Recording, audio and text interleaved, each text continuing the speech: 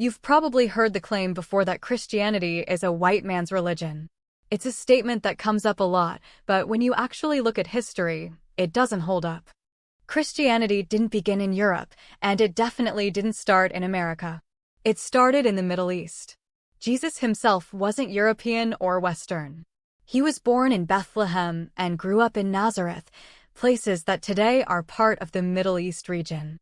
And think about his earliest followers. They weren't Europeans either. They were people from that same region, Middle Eastern men and women who carried his message forward.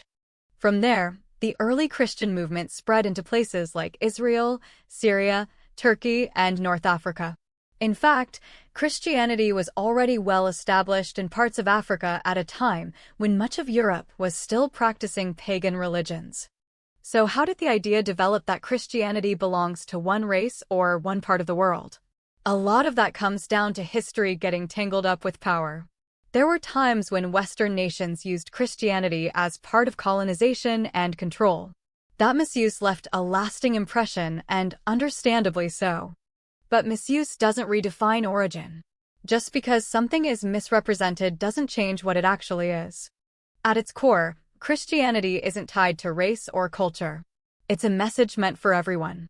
One of the clearest images of this comes from Revelation 7 verse 9, which describes a vast crowd made up of people from every nation, tribe, and language.